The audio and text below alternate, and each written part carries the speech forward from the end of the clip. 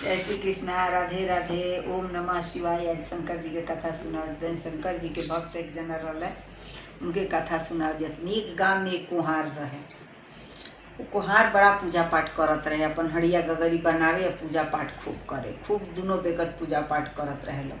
तो एक दिन एगो भिक्षा मांगे, भगवान चले भिखारी के रूप में भिक्षा मांगे। तो बहुत भारी गांव रहे, माने केहू गांव में गरीब ना रहे, सब रजे रहे। तनी गरीब के रहे तो कुहार कुहाइन रहे। आ खूब पूजा शंकर जी के करत रहे लोग। खूब रोज माटी के शिवलिंग बनावस लो, पूजा करस लो, ले जाके नदी गंगा जी में ठंडा करस लो।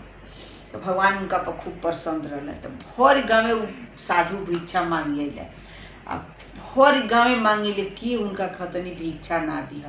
भगवान खूब क्रोध में आ गए कि हतना बड़ा इ नग्र दिले बनी, सब धनवाने बा, ये हमरा के भिक्षा केहू ना दिहल के। तो चलो कुहार कोहन किहे चली जा। एगो कुहार कुहन किहे गोइलो तो भिक्षा दिहली। तो लौट के भगवान थोड़ी दूर रहे तो फिर गुस्सा में जाता रहे। तो जाता है तो भगवान एक जना और शंकर जी मिले तो कहले कि का हो भिक्षा मिलल ह? तो के हुए नगर में हमरा के भिक्षा ना दिहल के। अते वो कुहार कोई हमरा के भिक्षा दिहल। वो अपना हड़ी गोगरी बनाओ तारे सब, पूजा पाठ करो तारे सब, अपन पेट भर तारे सब, वही में हमरा के हाथ में भिक्षा दे दियल। जाओ इबरा गाँव में मुंडी के शराब दे सरिया के कि मैं गाँव जर के राख हो जा। तो फिर सोचा तारे कि वो तो कुहरा कोई तो भिक्षा दिले बड़े सा, वहनी के तो बचावल जरूरी बा। गईले तो कहले बचा, ये गाँव छोड़ के भाग, 1 घंटा में गाँव में आग लागी। अब मैं गाँव जर के खाक हो जाई, अपन जान लेके भागस। अब उलट के मत तकी हस न तो बनारा बनरी हो जाई। बस उलट के ताक दे बोले तो गाँव जरी। सोचले कि गाँव जरी है, देखिए से तनी के आँखी में से आंसू गिर जाई, ऐसे नहीं डेरवा दी कि ताको समझ। मैं सामान हाली हाली भर के कुहार कुहई भागल बालो का छूट गई। तो एगो सुई छूट गई। तो कह तरी कुहइन कुहार से कि रही ना तनी ताकत तनी ना अगिया लागल हुई तो सुइया ले आई। दी रखा पर तो सुइया छूट गई। तले दोनों बेकत ताक दिहलो तो बनारा बनरी हो गई लो। अब तो एक पेड़ से वो पेड़ कूदत चलस लोग, अपन फल फूल खात चलस लोग। केहू ढेला मारे, केहू ईटा मारे, हे फोटे, हे पेड़ हो पेड़ा हतई हतऊ, अपन खाई के गुजर करस लोग। फिर एगो महात्मा जी भिक्षा मंगले रहे। फिर उ साधु गंगा के किनार पर बैठाता रहे। अरे तो बनारा बनरी भी कोहनिया कोहरा हवे सा, हतना बढ़िया। तब कोई के बनारा बनरी हो गई सब, एगो सुई करने। अच्छा रुक जा। तो कहता रहे कि ये बच्चा, जो बानर बैठल बड़े सन पेड़ पर, मारना मत है बानर के। वो जन्म के कुहार कुहइन है, से बड़ा धर्मादी है, सा बहुत पूजा पाठ करत रहे, सा अपना दुआरी से भिकार के उपासना भेजत रहे, सब ये भिक्षा देले। बाकी कारण का भइल एगो सुई करने नहीं बानरा बनरी हो गई बड़े सब। बाकी रे तलौआ में कूद जहे सन, दोनों मनुष्य के तन रजा के घरे जन्म दिए सब, तलौआ में कूद जहे सता। अब तो बनरो कहस कुहई चली ना तलौआ में कूद जाई जा, चली ना तलौआ में कूद जाई जा। तो कहस कि ना हम ना कूदब।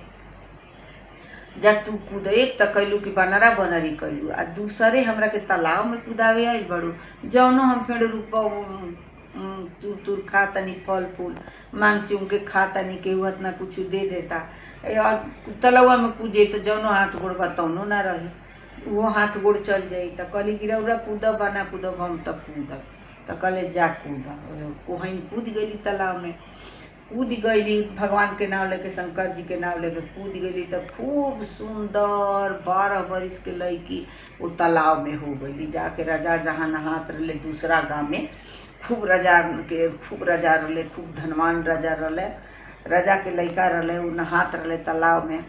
देखा तारे कि एगो बाकस दहात आवता। तो गैले से उनकर नौकर चाकर रहे सर, कहले कि जा बाकस देखो तो दहात एगो गंगा जी में धो के बाकस के लिए अलो। तो बाकस में का बा। गैले से नौकर चाकर बाकस लिए निकलले से तो खूब सुंदर ओकरा में कनिया रहली। तो राजा के लड़का आइले, कहले कि हमरा से तू बियाह कर। तो कहली बियाह ना करब। बियाह करब कब? यही गंगा के किनार पे हमरा के झोपड़ी लगा दी, आ बानरा बनरी के नाच कराई, तब हम बियाह करब। देश विदेश वही गंगा जी के किनार पर झोपड़ी लागल, देश विदेश में नेवता गइल कि राजा के लइका बियाह करिहे। रानी एगो आइल बड़ी बनरा बनरी के नाच कराओ तरी, चल देखे चलिए। सब अपन बनरा बनरी लेके आवे। कोई लोग हंसे के अरे राजा बियाह करत रहे पगलाइल बड़े। मेहरारू लड़की तो बनरा बनरी के नाच देखतिया, ऊ का देखस कि अपन पति के ढूंढस कुहार के कि देखी हमर पति कहाँ बड़े कौन हवे। तो देश विदेश के बानर जुटत तारे सब। त कहस कूद, जौन बानर आवे नाचे नु तौना बानरन से कहस कूदही कूदही कहते तरहनी हो राजा, बतियो न मन हमार। अब त परेल तड़ी वानवा के संगवा हो राजा, खात बाड़ डांटावा के मारी। तब उनकर बानर रहस कि बोलस, बानर सुन सुन नाच नाच गइले स। लास्ट में उनकर बानर आ गइले, कुहार जी बानर बनर ले गइले। तब फिर गाओ तारी कूदही कूदही कहते तरहनी हो राजा, बतियो न मन हमार। अब त परेल तड़ी वानवा के संगवा हो राजा, खात बाड़ डांटावा के मारी। तो उनके बानर रहले, कुहार रहले। तब जान गए कि ये हमार मेहरारू है, कूद के आके राजा के घरे ई आई बड़ी जन्म लेके। तो ऊ का कहता रे, ऊ बानर का कहता, तहरो लिखल का हो प्यारी राजवा के संगवा हो, कर तारु सुख बये राग, कर तारु सुख सुख बये राग। हमरो लिखल का तड़ी वानवा के संगवा हो प्यारी, खात बानी डांटावा के मारी। तब जान गई कि है हमार बानर हवे।